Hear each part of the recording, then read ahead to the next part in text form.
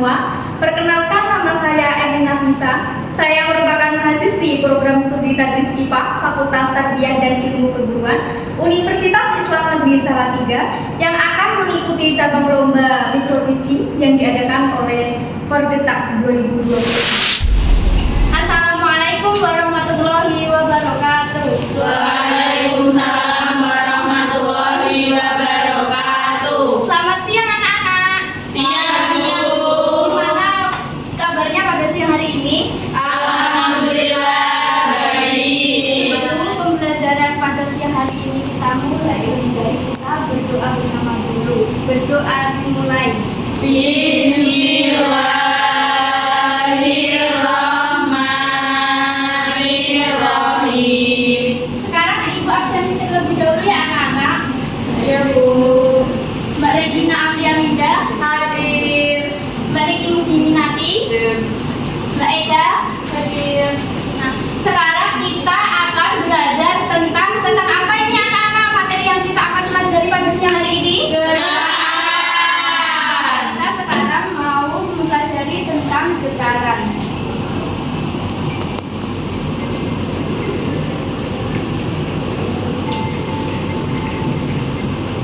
Nah, sebelum mempelajari tentang materi getaran, Ibu akan bertanya terlebih dahulu pada kalian. Pernahkah kalian melihat ayunan yang bergerak bolak-balik di rumah atau di taman?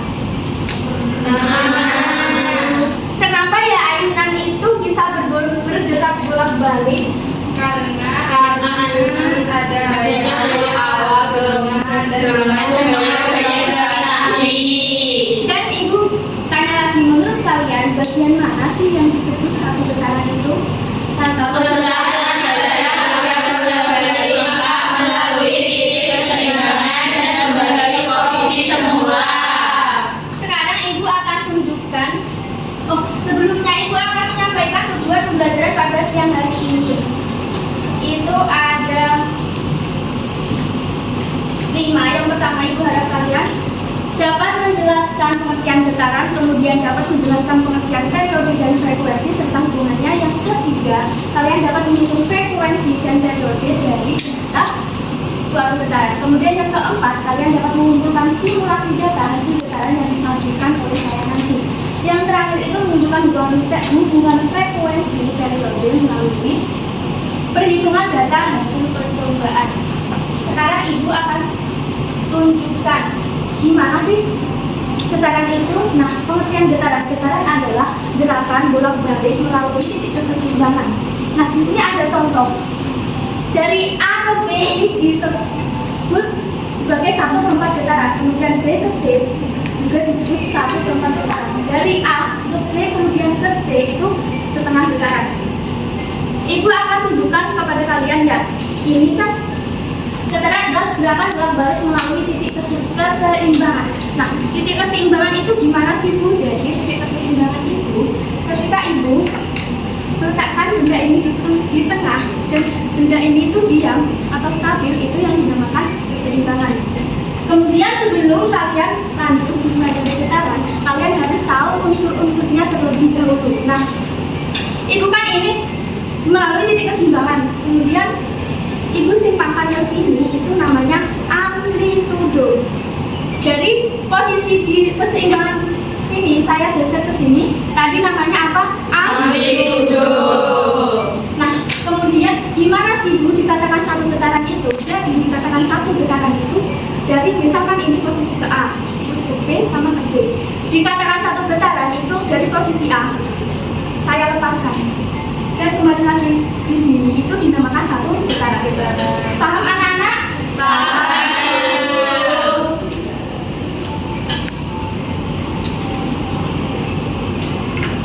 Kemudian pengertian frekuensi.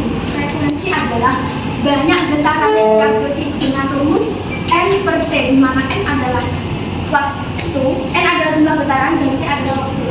Kemudian selanjutnya itu ada periode. Periode di sini itu adalah kebalikan dari frekuensi. Tadi kan kalau frekuensi itu N/T, kalau periode itu T/N.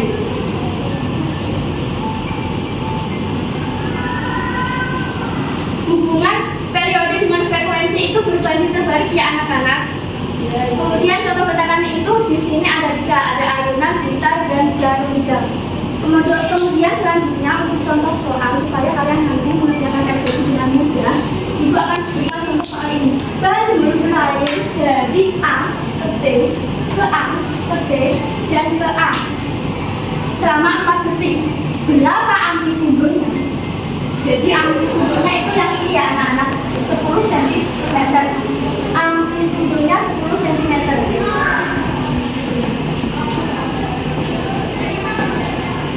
Kemudian banyak getarannya berapa? Jadi kan dari A ke C, kemudian ke A, ke C lagi, ke A lagi.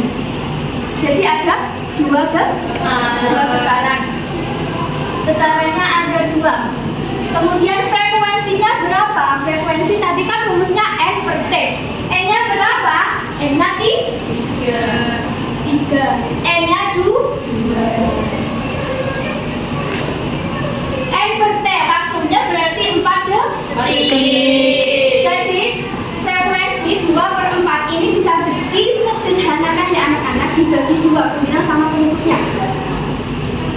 2 dibagi 2, 1, 4 dibagi 2, jadi 1/2. Kemudian periodenya berapa? Tadi kan Ibu sudah bilang di awal bahwa periode itu kebalikan dari frekuensi. Jika frekuensinya 1/2, maka periodenya adalah 2/1 atau 2 detik. Sekarang Ibu akan membagi kalian menjadi 3 kelompok ya anak-anak, kelompok 1, kelompok 2, dan kelompok 3. Iya, Bu. Ini Ibu bagikan RKPD-nya, kalian nanti diisi dugaan awal terlebih dahulu. Kemudian diskusikan dengan kelompoknya masing-masing ya anak-anak.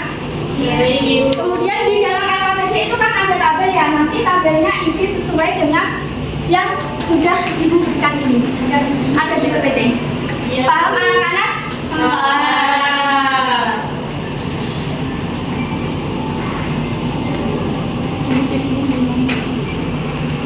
Apakah sudah selesai anak-anak? Sudah. Sekarang Ibu mau tanya, mana yang memiliki frekuensi paling besar? Benda ya? Benda yang bergerak dalam waktu tertentu memiliki frekuensi yang paling besar. Kemudian apa yang terjadi jika nilai periode ketika frekuensinya itu meningkat?